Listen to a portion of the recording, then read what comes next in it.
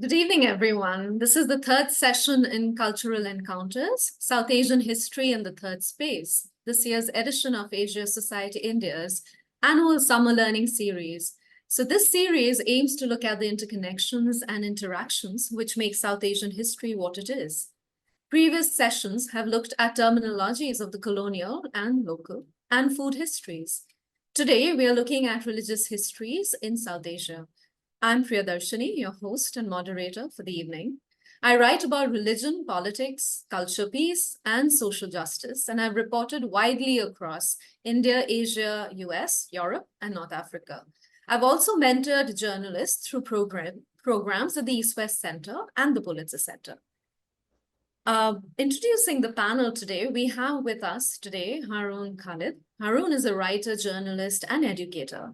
He has written over 350 articles since 2008 for publications including Al Jazeera, CBC, TRT World, Himal, and Dawn. He has traveled extensively around Pakistan and has written about minority rights, folk traditions, politicization of religion and history and heritage, nationalism and identity. Haroon is also the author of 5 books, including In Search of Shiva, Walking with Nanak, Imagining Lahore, and From Waris to Heal.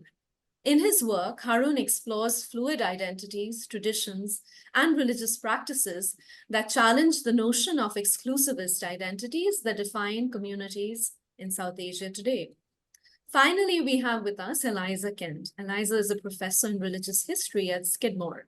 Her 2 books, Converting Women, Gender and Protestant Christianity in Colonial South India, and Sacred Groves, Local Gods, Religion and Environmentalism in South India, both examine encounters across religious boundaries, a topic of enduring fascination for Eliza. Whether engaged with gender or ecology, her research on religion in India focuses on religious pluralism and its side effects, such as conversion, syncretism, crypto-conversion, reform, and revival. So what happens when people come together across social divisions to envision new worlds and ways of being and work together to bring those worlds into existence? Before opening it out to the panel, I'd like to actually pause for a few minutes on the meaning of pluralism, because that's the topic today. So what is pluralism? Broadly speaking, it's the respect for otherness. Religious pluralism exists when adherents of different belief systems coexist harmoniously in the same society. So in the past, when we think of the syncretic nature of shrines and practices often reflected both contestation and accommodation at the local and central levels. In that sense, conflict and sharing weren't always at odds with each other. The religious landscape was dynamic and testimony to the exchanges between agents of dominant and non-dominant social groups. Secondly, a community did not see the acts of adopting customs of other religions as a threat to their identity. So identities in that sense were more porous. So when a community, for instance, was in control of a shrine, say, it could assimilate some of the rituals of the other community without endangering its own identity. Instead of hemming themselves in with religious dogmas, many saints invented traditions that survived independently of rituals that the orthodox elements yearned for. So in our world today, it was expected that the democracies would reinforce pluralistic attitudes for all sections of society. But what we have here is that accommodation of various ethnic and religious identities hasn't always been peaceful as we would have liked. Democracy does not necessarily lead to peaceful coexistence. It also requires acceptance of pluralism, both as a social attitude and as a state policy. So here today, we are actually fortunate to have Eliza and Haroon on our panel, who both worked extensively on different forms of pluralism in history and folk religion. So we can today think through the problems of democracy and religious pluralism and the way we have evolved since the pre-modern times. So now moving to the panel, I'd like to first focus a little bit on turning to both Haroon and Eliza, the pluralism of the pre-modern period versus pluralism of the present. So earlier, maybe Eliza can go first.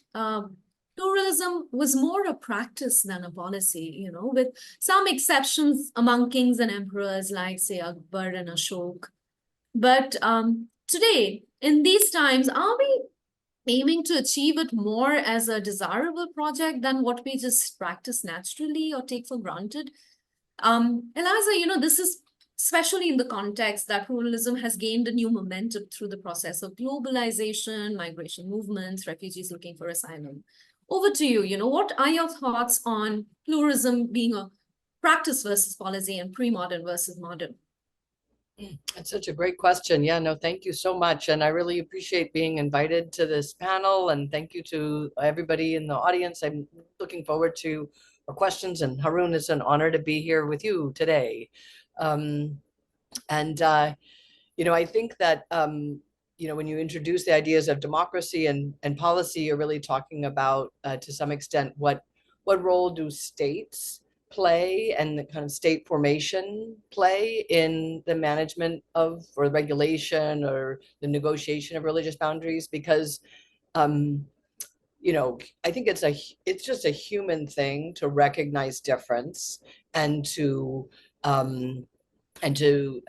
sort of socially construct boundaries that divide us from them, me from you, and so on. And the state plays such a big role in kind of managing that process eventually. So yeah, in pre-modern times, I think that states had more of a there were so many instances of sovereigns using their power to integrate communities across differences. And I think about the use of patronage, for example. I was just reading some really interesting scholarship on Begum Samru, who was a convert to Catholicism in, maybe the 18th century. The sovereign she was a courtesan who married or didn't quite marry, but was allied with a European mercenary. And after he died, she converted to Catholicism. And as the patron of this, or the sovereign of this tiny state, she patronized Protestants, Hindu communities creating temples. She used her largesse to kind of across religious boundaries to allow other people to thrive religiously in a way that is kind of hard to imagine nowadays. And I think that is one example of how, there was a little bit more fluidity. You could support people who were not of your own religious community. And I feel like that's something that, in ways that I hope we'll talk about more, in the modern period, those lines between communities have become very hard. Yeah, there are a lot of different ways in which the state has changed. In a democratic state, you need to have representatives who sort of speak for their people. That was, one of the big introductions of British colonial rule, was this representational politics. And when you have representatives who are speaking for their people, the question of who is the people, who are your community, that becomes such an urgent question, because there's a lot of power at stake. And to me, I think that's one of the really important sea changes that happened in Indian history in particular, but I think it's true more broadly in South Asia, where representational politics actually, led to the hardening of social boundaries along religious lines. That's my first thoughts on that question. Yeah. Haroon, how has that impacted folk religion? Because that's your area of expertise. And, how do you see the boundaries getting more blurry? And do you see, the fault lines kind of turning around in a different way? And as far as folk religions are concerned? Yeah, absolutely. Firstly, thank you so much for having me. Now, in terms of I think like how we understand this is like we really need to redefine what religion was. Like so essentially like how we understand religion today, how we understand Hinduism, Islam, Sikhism today is fundamentally different from how these religions were understood in a pre-colonial in a pre-colonial context, and especially from a folk level. So for example, like at a folk level, like there was just no contradiction of of a Hindu person, let's say, going to a Muslim Sufi shrine or a Muslim going to a temple and so on. And they didn't think of this as pluralism. They didn't think of this as going to a Hindu temple. Mhm. They thought of it as going to a local temple that connected them with their geography, and that connected them with their religiosity. So pluralism, like I mean, so today when we think of pluralism, we think of essentially two different religions interacting. Mhm. But at that point, like that was not, they were not two different religions interacting. They were just people and their religious sensibilities. And they were sometimes expressed through a particular Hindu shrine, a particular Sufi shrine, or a particular Gurdwara. And Mhm. what emerged out of that was a religiosity that was just composite, that had sensibilities of Hinduism, of Islam, of Sikhism. So, I mean, so Mhm. to define them as Muslim practice, as Muslims interacting with Hindu practices, it's kind of like does not really capture the essence of how those practices were, Mhm. and especially at a folk level, that's really what is happening. Mhm. And you see even traces of that today. You have even in Pakistan and India, and I'm sure across other South Asian regions as well. You have many Sufi shrines, many Hindu temples that have in many ways carried forward that tradition. Particularly in my book In Search of Shiva, I've looked at many Sufi practices, Sufi shrines, that are very much sort of have this, I would argue, indigenous religious sensibilities, like animal worship, phallic offerings, so on and so forth, which usually you don't associate with Islam, but has a long history of sort of indigenous religiosity. So yeah, so I mean, I don't know if I'm really answering your question, but I guess that's pretty much it. So also like just one last thing perhaps, like so today in the South Asian context, and particularly from a Pakistani context, like a lot of these practices, or once again of Hindus going to Muslim shrines and so on, comes across as an anomaly because our understanding of religion has changed, and the state and the role of the state has changed, and how it defines religious boundaries.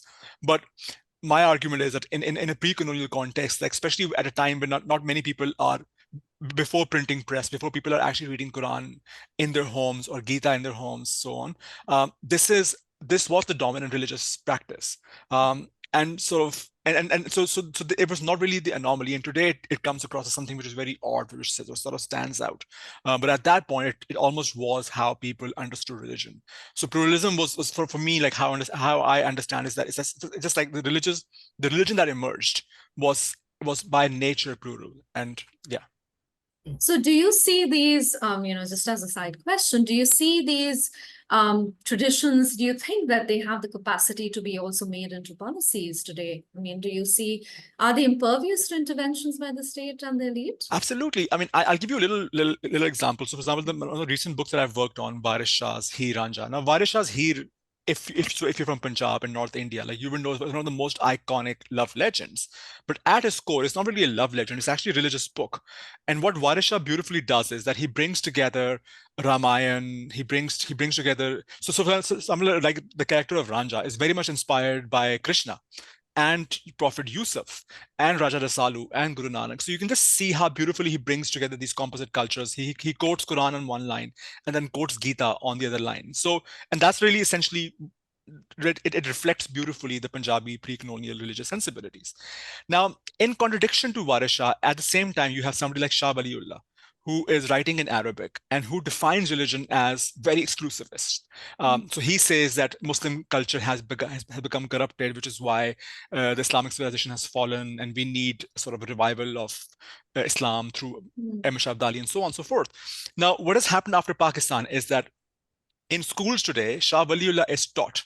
So I remember actually learning about Shah Waliullah at school, and whereas Varis Shah is very much part of the folk culture, like his philosophy is not really taught. So you can really see the state has actually intervened.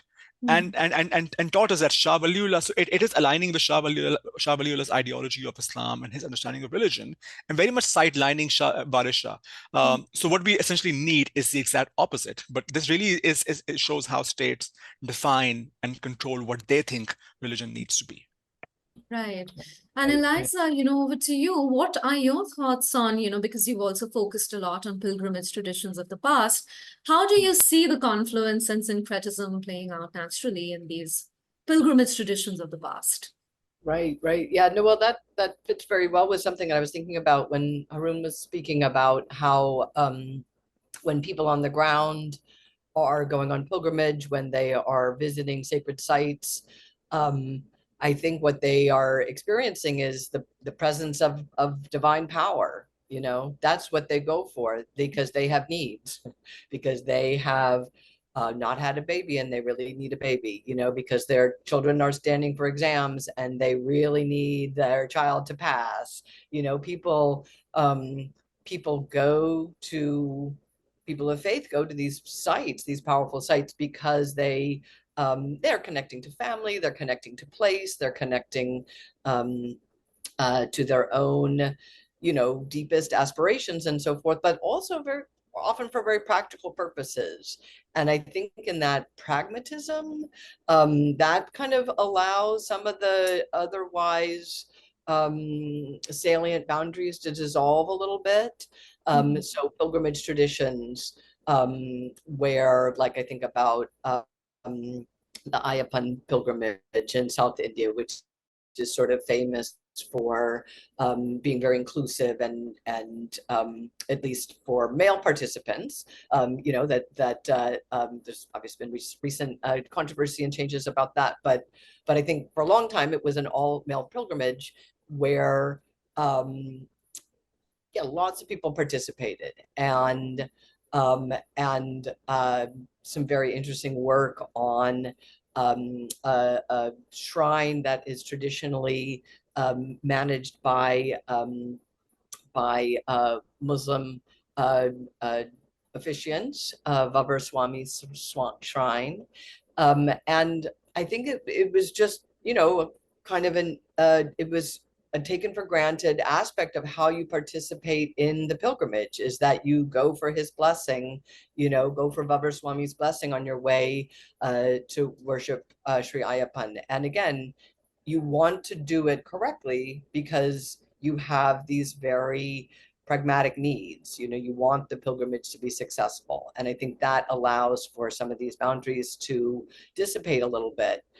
One of the things that's really interesting about that tradition is that the shrine managers have their own stories about Vavar Swami, that he was a hero who allied with Ayyappan, and together they routed the demons in the area and created peace and harmony.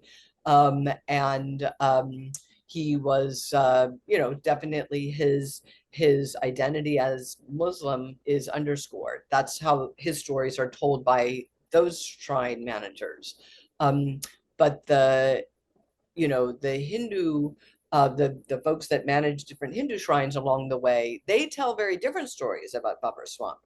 That he was a pirate, that he was a kind of a bandit who was tamed and domesticated by Ayyappan. So it's really interesting to me. To me, that's such an interesting example of pluralism at work. People are cooperating in the service of some kind of shared goal, but the fact is that they can have their own ideas about what's going on. They can have their own narratives about the identity of this, salient figure, this really important figure. And in a way that allows each person to, I don't know if save face is too strong of a word, but kind of maintain a confidence in their own narratives and their own worldviews while also cooperating. And I think if I understand your question properly, is kind of about how do these traditions of pluralism help us understand, how to have more of that, how to foster more of that. And maybe that's one thing, is that you can have the practical cooperation and you don't all have to line up ideologically. You know what I mean? You can work together, but without having to make the other person agree, with how you see things. Exactly. And we see that happening a lot with marginal mystics also in the past, where you see the combination of radicalism and eclecticism instead of them relying on the great codified religions. So how do you see these marginal mystics also, to you? And Haroon could also maybe comment on that, on how did they hold communities together? What do they rely on? I mean, as far as, how did why did these communities rely on them, and what did they give back to the communities? Right. Yeah. No, I mean, I think about somebody like Ramana Maharshi and the, again, very inclusive community that surrounded him that was very diverse and eclectic. And I think it was sort of there are practices that he teaches, that he taught, there are ways of thinking about things, thinking about divinity, and how do you aspire towards more presence of the divine in your own life and in your own spiritual work. And people can imagine the destination, this kind of, as we would say in religious studies, the soteriological aim. What is it that salvation looks like? That can be very different, but the practices that you engage in, the breath work, the meditation, and so on, those can be shared across religious boundaries, and you can have your own idea about where it's headed. And I think also so many of these radical mystics had taught that our ideas about what the destination is going to look like are somewhat provisional. There's a kind of humility about them, or there's a sense in which the dogmatic kind of descriptions of how what heaven looks like, what the divine looks like, that those are sort of provisional and not to be, I don't know, like not to be clung to. The clinging to them can become obstacles. So, but Haroon is really the expert on this. Yeah, I know. I think Haroon would be able to also talk a little bit about folk religion as well, and how, because there were so many of these mystics in that area. So how did they what did they do to hold communities together, and what did they learn from, what did the communities learn from these mystics? Yeah, no, I mean, I think so. I mean, I can speak primarily from the Punjabi, once again, North Indian Punjabi context, and I don't think of them as marginal mystics. But I mean, so my whole argument is that their religiosity essentially was the dominant religiosity till the colonial encounter. And even like through the colonial encounter, what you saw is that the colonial state, because they had a particular understanding of what religion is and how religion needs to be practiced, and the primacy of the word, of the sacred word, right? That becomes more important during the modern era and the colonial era. So the colonial state, through its policies, even favors certain mystics that they feel align more closely with their understanding of what Islam is and what other religions are.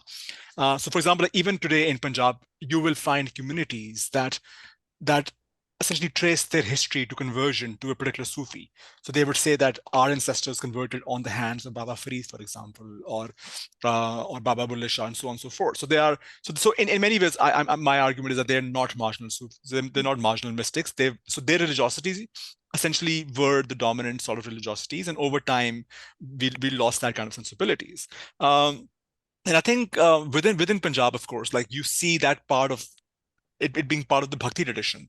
And I see, of course, Guru Nanak being part of it, and and then of course you have Muslim Sufi shrines. Even Bhagat Kabir, I feel like is very much part of it. And the Bhakti tradition essentially is very eclectic in its nature. It is very anti-rituals.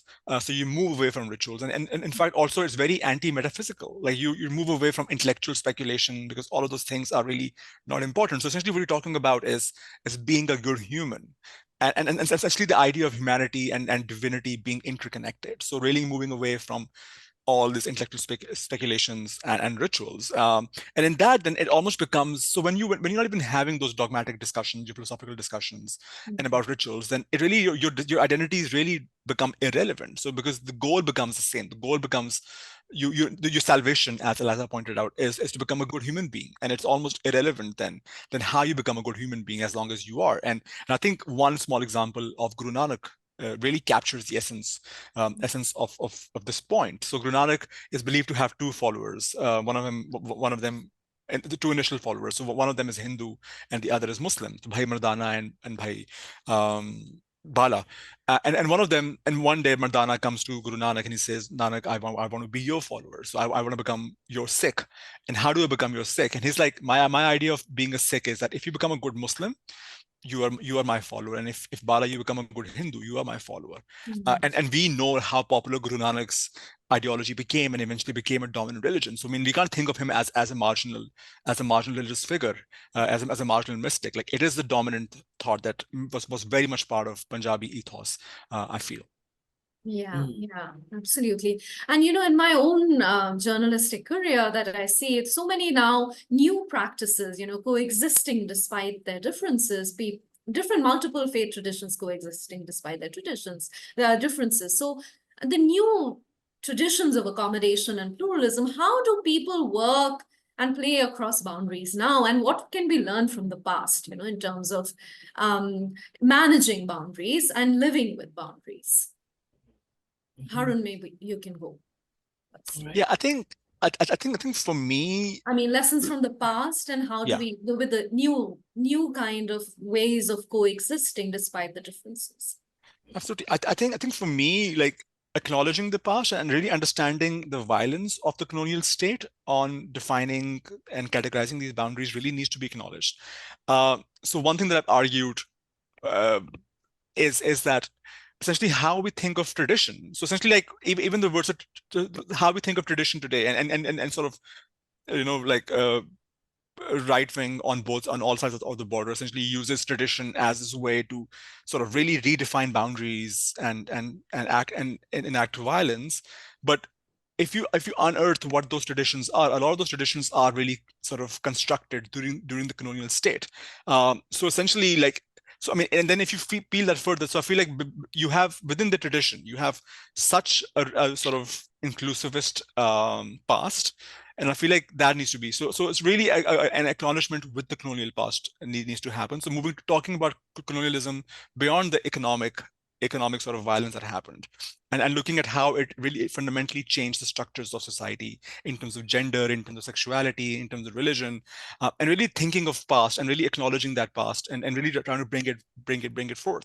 And I feel like that for me is really the key to where the future lies, really understanding and acknowledging that our traditions were much more inclusive than what we imagine them to be today, and what we think of tradition today is really much is very much really a very modern and a very recent construct. Right. Yeah, no. I think Eliza, that's yeah. Sure. No, I think that's such an important point. And the, sort of normalizing that, you were speaking before about how instances of sort of folk traditions sharing rituals, sharing religious figures and so forth, that it has a kind of anomalous quality today. Like, oh, this is sort of this quaint, leftovers from the distant past or something. But what about, is there a way to normalize that and say, actually, that has been the norm for hundreds of years, and the more exclusivist notion of religion in the contemporary moment, is a result of 150 years of British rule and the colonial state, the post-colonial states, continually investing in that notion. Yeah. But it is relatively recent. Yeah, I mean, you're asking about, what are some new examples of contemporary borrowing or convergence and so on. And, I think about, I think it's a little tricky, because I think people are very sensitive about religious boundaries, so that sometimes when there is a sort of a borrowing that takes place, somebody else gets very angry about it and says, oh, this is really problematic. I mean, I'm a scholar of Christianity in India, and I think about moves that the Catholic Church, at a kind of a local level, will make to indigenize or to embrace the local customs and so forth. I remember being at a seminary, it's actually a Protestant seminary in Bangalore, and people celebrated Holi, the Christian students celebrated Holi, and they were like throwing colors and everything. And it was a really, really beautiful moment. And they were like, holy, no sin, so it was like a pun.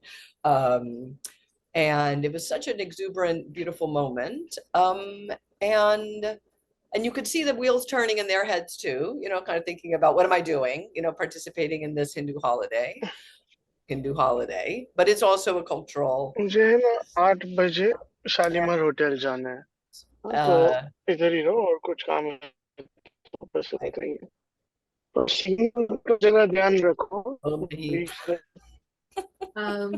Shall I just carry on? Yeah, carry on. Okay, Absolutely. all right, thank Carry you. on. So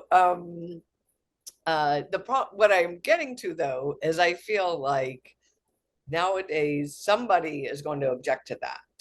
You know what I mean? Somebody is going to find that personally offensive, that it's like cultural appropriation, that you're taking something from me, or that or again, in the realm of kind of Christians in India, you're disguising yourself, as a this or a that. You're not presenting your true nature. And that's such a difficult place to be in, right? That you can't. I think there are a lot of people who are surveilling and policing these boundaries, even on the ground, so that forms of experimentation or embracing the culture that we're talking about here, which is, one in which the movement of kind of borrowing across religious boundaries is more normal, is suddenly problematic, in people's eyes. So I don't want to underestimate the challenges in the present moment. Yeah, and I think that's where I think the importance of peace also comes into play here. And so what are your thoughts on, learning from the past and looking into the future? What would be the relationship between pluralism and peace, religious pluralism and peace? How do you think the boundaries can be kind of contained or bridged, and how can communities be wedded together or stay apart, but still kind of have a mutual kind of coexistence, living together, yet having their differences? What would be the relationship between peace and religious pluralism? Great question. I mean, I do think that sometimes when we talk about, we're using the metaphor of religious boundaries, a lot. And, one could argue that there's a way in which having nice and firm boundaries fosters coexistence, right? That I think some people advance that as a principle, that we, strong fences make for good neighbors. You know where you end and the other person begins. And I do think that there's an amazing tradition in South Asia of people sort of allying across those religious boundaries, again, in the service of something else, so it's again a kind of a quaint example, but I think about, the Lions Club or something like that, where people come together and they're each of them sort of confidently they're themselves, but they are joining this organization, this service organization, in the service of something bigger. Sports teams, I think, are another example where people do that, and that when people experience that sort of pluralism in a very comfortable way, can be. But yeah, I mean, I think that it's, I think we are living in a different moment when, again, there are people that are kind of surveilling and policing those boundaries at all times. And so, so people have to kind of think like, okay, what are the spaces in which we can kind of relax, and not be so concerned about those boundaries, or what are those spaces in which we, kind of sit comfortably in our identities and work together in the service of something bigger. But it's none of them are easy, I think, actually. And what about you, Haroon? I mean, what can we learn from the past in terms of, fostering a whole culture of peace and mutual coexistence, and I mean the relationship between peace and religious pluralism? I think it's a very important in these times with the surge in religious nationalism everywhere. Yeah, absolutely. I think, like, I mean, Eliza made such interesting points. And, like, I mean, I would also like, before I answer that question, I would like to challenge the assumption that it's religion essentially. So, I mean, and I think it goes back to what Eliza is saying. Like, I feel like, especially like in my conversations with people around me. So, if I'm not, let's say, doing my anthropological work and I start talking to people about religion, because that's really, I mean, I study religion. Like, so that, a lot of my conversations, like, I'm just curious about people's religion, so on and so forth. And people just get very uncomfortable talking about religion. So then I have to really give them a whole disclaimer talking about, no, actually, like I'm asking this question, but it's not coming from, I'm not coming from here. This is what I do. This is my living. Anyway, and I think it goes on to show like the people's assumption about religion and it really causing conflict. And I feel like it's become so ingrained in South Asia that it's almost that assumption is taken for granted. And I feel like that's not really necessarily true. Like it's not religion that is the cause of conflict, and we don't really have to solve the problem of religion and in coexistence to have peace. I feel like it's how politics have evolved within South Asia. So it's religion has become that fault line, but this could very well have been a different fault line. This could have been ethnicity, this could have been race, this could have been gender, it could have been so many things. It's just religion has become that fault line on which politics has happened, as you Priya said about religious nationalism. I mean, so I'm more of a skeptic. So I feel like at its core, like the role of the state is essentially what defines. And you can have so many grassroots efforts, but I feel like as long as the state is not on board and the state continues to sort of continue with its policies of exclusivist identities, I feel like all those efforts will be very, very sort of almost futile. And I'll give you an example once again, like Pakistani state is I feel like, I mean, not right now, but let's say a few years ago, was going through a very interesting self-reflecting moment where in the post 9/11 context, it really wanted to see itself as more progressive and as more inclusive. So what you saw is that Pakistani state openly sort of putting up a statue of Ranjit Singh in Lahore, and opening up Kartarpur corridor and opening up a temple in Islamabad. So you saw that state is really trying to make an effort, but on the other hand, I've argued that state, through its other structures, through education, for example, still continues that. And of course, like there's a whole 70-year history of creating those exclusivist identities of Shah Waliullah's interpretation of religion. So you have, on one hand, school kids are being sort of taught this very exclusivist understanding of religion and being taught to hate others, but then you have these really efforts that come out of nowhere without addressing the structures. So what you see is that the violence continues. So for example, when the Pakistani state wanted to open a temple in Islamabad, it was immediately attacked, and the people said no, and that's where I see those contradictions of the state coming together. Similarly, Ranjit Singh's statue in Lahore was attacked, and they had to eventually move it away. So for me, like the structures are so important. The educational structure, the media, and the role of state becomes very important. So as long as the state continues with its policies of defining religion in a very exclusive manner, I feel like you can have a lot of grassroots effort, but it's just like it will always have limitations. Right. And I think we're nearing the end of session. I mean, before we open it up to Q&A, one last question to both Eliza and Haroon. You know, we also see new mechanisms of dealing with pluralism, not just as a practice, but that which is desirable. So in that sense, is it better to have accommodation of different religions versus just toleration? I mean, in that sense, it suggests a hierarchy. So what are your thoughts on how do we manage this? You know, in terms of the current times and learning from the past, and, you know, whatever the amount of time we've spent coming that far. I mean, how do we manage this? I think that's a really good question. And again, a very, very difficult question. I mean, some of the impetus to draw boundaries comes from, you know, religious minorities themselves too. There was an interesting thing in the paper about how in the media about Sarna religion in northeastern India, and which actually, you know, that the word Sarna itself is a kind of umbrella that encompasses so many different local traditions, but they are you know, some Sarna activists are agitating to have a category for Sarnaism in the Indian census, and to have that recognized. And I think that there is something really difficult about how the state works with religion, because so much of it does have to do with recognition and kind of protection. Because I think there's this idea that if the Sarnas have their own religious category that is officially recognized, they will be protected and they will not be as vulnerable. Again, this is a point of view coming from activists within the community who feel like there's a sort of vulnerability to conversion, that that they're being evangelized to by Christians or being evangelized to by Hindus, who's everybody's sort of claiming them, and in order to protect themselves they have to have a kind of rigid boundary around them.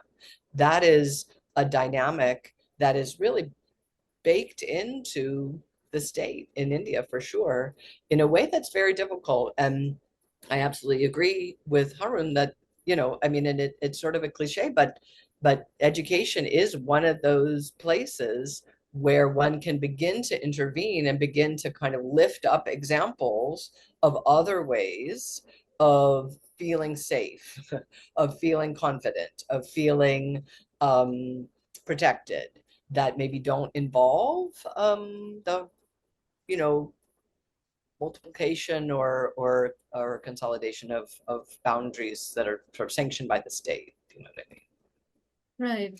Haroon, what are your thoughts on accommodation versus toleration? And I mean, how do you deal with this in these times? Yeah, no, I mean, I think Eliza gives such a interesting example, and just like absolutely and very apt. Like the idea is that as long as you have those political representation and essentially which is based on religion and census, and so you have all these structures. So we can't really talk about fluidity, because we're talking about something. When we talk about pre-colonial culture, like these institutions did not exist, census did not exist, political representation did not exist. So it was easy to be fluid and religious, and you didn't need protection because there was no political ramifications of not being protected. But in today's societies, it's just like, so it is perhaps even more helpful to have rigid boundaries, and one can almost understand that argument especially from marginalized communities, why it is more important to understand, to have clearly defined boundaries. And one example I can give you once again of Sikhism and Guru Nanak is that, so my work essentially, like I've like with Guru Nanak, like my argument is that he takes from so many other influences, and sort of Sikhism takes from so many other influences, which is essentially what all religions did at that point. But making that argument today in within the political context becomes very, very complicated, because then there is a whole ownership of, no, Sikhism is part of Hinduism and so on. So it becomes very, very difficult. So yeah, I mean, as my political ideology, like I'm fundamentally against census and political representation, but I can also understand, like it is so deeply baked into our modern structure that we can't really, then it almost becomes important then for marginalized communities to feel represented and feel that their boundaries need to be defined and so on and so forth. But then, of course, there are also questions about who gets to define those boundaries within the community, who represents the community. Can you always have complete representation of a community? So who is defining Islam, who is defining Sikhism within those communities? So these are all like challenges, and they can be sort of, like deconstructed even further. Yeah. Thanks a lot. I mean, I think we've come to the end of our conversation, but